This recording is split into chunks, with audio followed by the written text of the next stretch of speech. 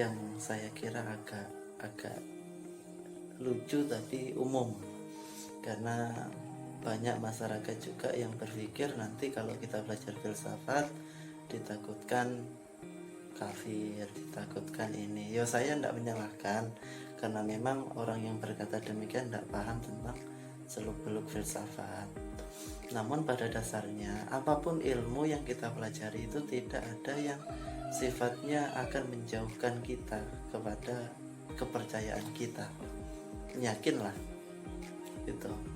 Apapun ilmunya, baik filsafat, matematika, kedokteran, ilmu alam, ilmu sosial, dan lain sebagainya.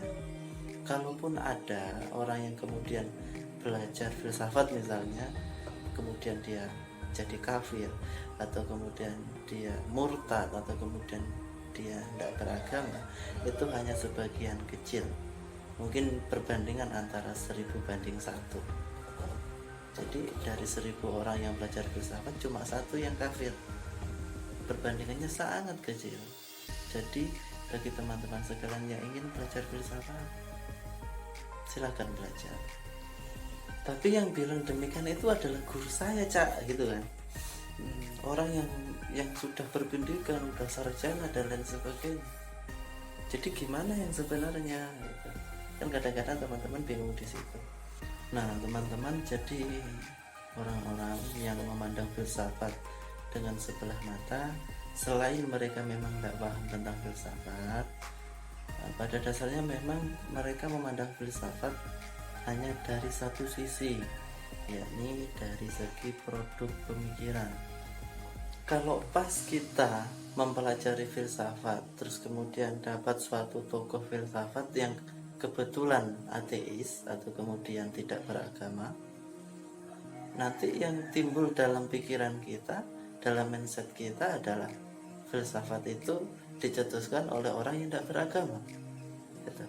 Padahal banyak sekali filosof-filosof muslim, banyak sekali pemikiran-pemikiran ilmuwan muslim yang manteknya adalah filsafat itu sendiri. Contohnya Ibnu Arabi, contohnya Ibnu Sina, Al-Ghazali, Ibnu Rusdi, dan lain sebagainya. Maksud dari kita memandang filsafat dari segi cara berpikir itu ya cara berpikir ya mungkin yang kritis, yang sistematis, yang punya metode. Ya setidak-tidaknya kita nggak akan berpandangan bahwa filsafat itu gitulah, yakin. Tapi kalau kita lihat filsafat dari segi produk pemikiran, dan yang pas kita baca itu adalah seorang ilmuwan filsafat yang kebetulan tidak beragama, ya boleh jadi pemikiran kita selanjutnya adalah ya filsafat itu dipelajari atau dikembangkan oleh orang-orang yang tidak beragama gitu. Tapi insya Allah kalau kita bisa memandang filsafat dari segi metode berpikir, saya kira tidak. Jadi kesimpulannya teman-teman sekalian dari video kita kali ini adalah filsafat merupakan ilmu yang mempelajari tentang pikiran, fenomena hidup manusia, dan banyak hal lagi. Tidak ada batasan filsafat membahas ini, membahas itu. Jadi dalam filsafat semua hal bisa menjadi bahasan. Dan sekedar tambahan teman-teman sekalian, kalau kita ingin belajar filsafat, setidaknya kita harus independensi diri. Jadi kita harus punya bekal agama ya, supaya keyakinan kita nggak tergoyah. Karena boleh jadi memang orang-orang yang kemudian berubah haluan ketika belajar filsafat, mulai tidak percaya lagi sama Tuhan atau percaya sama hal yang lain yang sifatnya teologis, itu karena dia tidak punya pedoman, karena dia tidak kuat dalam segi agama, dalam segi pondasi agama. Nah makanya teman-teman sekalian, kalau mau belajar filsafat baik sedikit ataupun banyak, minimal kita punya bekal agama supaya kita nggak goyah. Dan yang selanjutnya adalah tidak ada ilmu pengetahuan yang mengajarkan kekafiran atau yang mengarahkan kita ke langkah yang tidak bertuhan. Mungkin ada tapi kecil bang, sangat sedikit.